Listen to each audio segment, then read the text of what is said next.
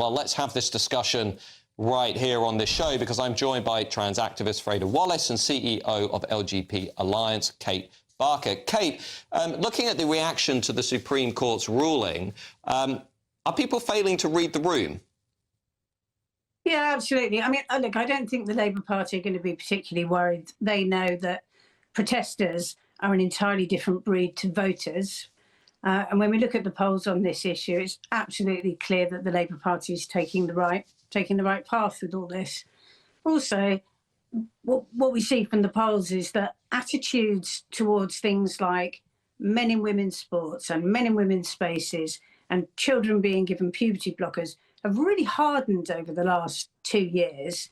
So what we're seeing is numbers like 80% of people think that trans women should not be allowed to be entered into women's sports, and it's absolutely clear that the protesters shouting silly slogans and acting, frankly, like a lot of crackpots is not winning them new friends. So they either need a completely new strategy, or they need to look at this outcome and think, look, let's regroup. What can we do to really focus on trans rights and not just setting ourselves against women where they won't win? They're looking unreasonable.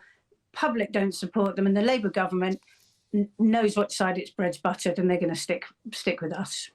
Freda Wallace, it's time to pack up and go home if you're a radical trans activist. Well, I think Kate lives in a bit of an echo chamber by the looks of things, because everything I've seen, everybody that's spoken to me, understands that a Supreme Court should not be deciding what women are. I was reading Peter Hitchens yesterday in the Mail on Sunday, and he agrees with me.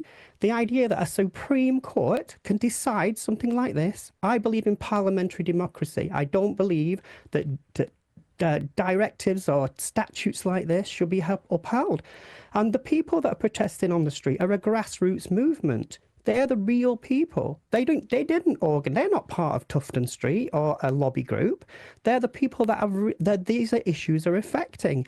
Now, if you think that this is something you can ignore, that's fine. You can ignore it because, you know, as far as I'm concerned, the LGBT Alliance are irrelevant. And I was reading some of Kate's comments today where she refers to trans people as perverts. People don't want that. People don't want to live in a world like that. Actually, that's a lie. No, it isn't. If you go to my Twitter now, go to my Freda Peach's Twitter, you can see where you commented on the 3rd of March that trans people are perverts. Well, should we keep this focused on the immediate debate?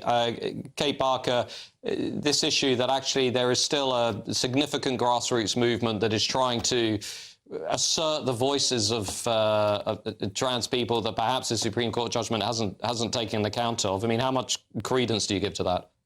I don't give any credence to it at all. 99 out of 100 people on that march, if asked, which rights is it that you're complaining about, did not have a clue. They'll say something vague like, well, it's human rights. We're being attacked. Well, by whom? By the Equality Act.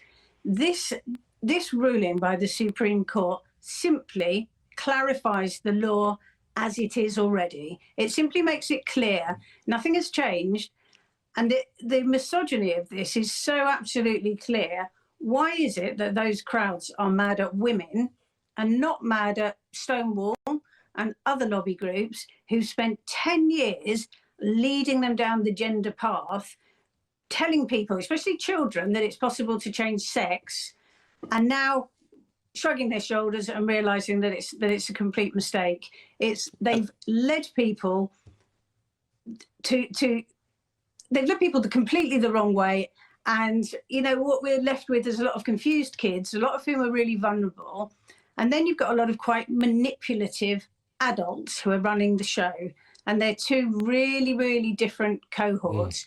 But as I say, 99 out of 100 can we just bring Freda? I just would like to bring Freda Freda Wallace in for a minute, if I can. Freda, do you have anything to say to that? And also this point that actually perhaps the trans activist movement did massively overreach in this debate. It's managed to alienate the sort of silent majority, if you like. Public opinion has turned quite significantly over the last few years. I work in polling myself. I've seen that, and that point by Kate, I think, is a good one. I mean, where does the trans activist movement go from here?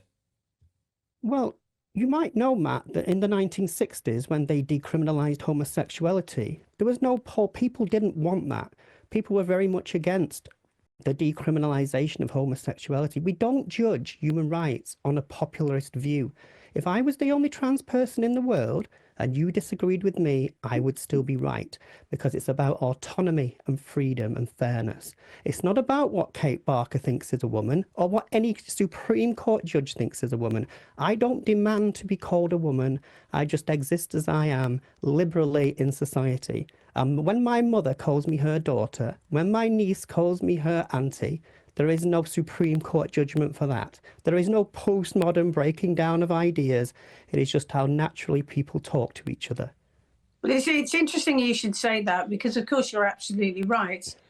And anybody can call themselves what they like. And you're perfectly free to dress as you like. But when you say all you want is autonomy, that's not true, because all this ruling does is prevents male people from going into women's spaces. That's what those flags are for. But that's what those megaphones are for. Kate, it's not for people not calling you she, her. They can do that. They're absolutely free to do it. Nothing has changed in that regard. All that's changed you, Kate, where is the that clarity? you, Freda, where is the clarity in the law? Who have called yourself a lesbian in the past, even though you are a male, which is hugely insulting to me. No, Kate, and what's I've never doubly called myself a insulting lesbian. is that when you call yourself a lesbian, I haven't called myself. I get called a bigot for objecting to it. Now, that's why lesbians, gay men and bisexuals really feel that this whole movement is hugely homophobic at its core. But you don't get the to idea that sex is removed in favour of gender. Okay, well, the debate is going to carry on, and it's certainly going to carry on here in the studio. Thank you to Freda Wallace and CEO of LGBT Alliance, Kate Barker.